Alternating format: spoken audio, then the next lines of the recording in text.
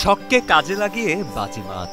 মাত্র নবম শ্রেণীতে পড়েই মাসে লাখ টাকা আয় করছেন মানিকগঞ্জের এক মাদ্রাসা ছাত্র। এমনকি লাভের টাকা দিয়ে একটি টিনের ঘরও করেছেন নবম শ্রেণীতে পড়ুয়া মাদ্রাসা ছাত্র সুরজ বিশ্বাস।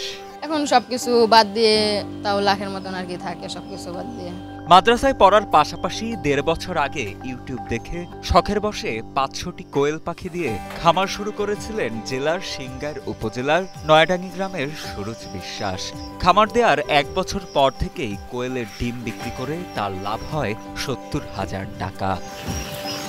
লাভের পাশাপাশি সুরজের খামারে বাড়তে থাকে কোয়েলের সংখ্যা। বর্তমানে তার খামারে রয়েছে অন্তত ১৫,০০০ কোয়েল পাখি। পাখির বাচ্চা, খাবার, ঔষধ, বিদ্যুৎ বিল সহ সব মিলিয়ে প্রতি মাসে সুরজের খরচ হয় ৩.৫ লাখ টাকা। আর প্রতি মাসে ডিম ও পাখি বিক্রি করেন ৪.৫ লাখ টাকার। সেই হিসাবে সব খরচ বাদ দিয়ে এই অল্প বয়সেই সুরজের মাসে আয় থাকে অন্তত ১ লাখ টাকা।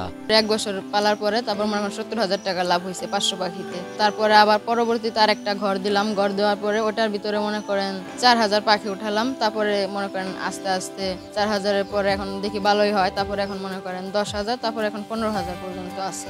স্থানীয় চর জামালপুর আলিয়া মাদ্রাসার নবম শ্রেণীতে লেখাপড়া করছেন সুরজ।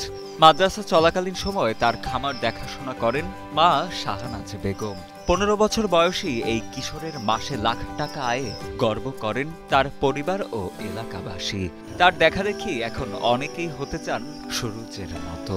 লেখাপড়া করতেছে, এখান থেকে ওই কোয়েল পাখির বাচ্চা আনছে, বাচ্চা এনে বিক্রি করতেছে, আবার আনতেছে। ধরেন এভাবে উন্নত আল্লাহ দিচ্ছে, কিন্তু করতেছে ভালো। আমি দোয়া করি আল্লাহ আর উন্নত করুক। কিন্তু ছোট বাচ্চা হিসেবে ওর মাথায় এত বড় একটা ব্রেন কাজ করছে, এটা আলহামদুলিল্লাহ।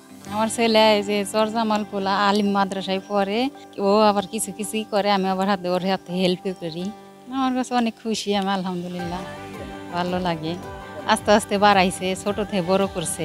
নিজ ক্ষমতায় খামার করছে। ওর সাথে পোলাপান যারা তারা ঘুরে ঘুরে মায়ের কাছ থেকে পয়সা নেয়। ও আর মাসে মাসে অনেক টাকা করে ইনকাম করবার লাগছে। তাতে মনে করেন যে সমাজের সবাই খালি ওর প্রশংসাই করে।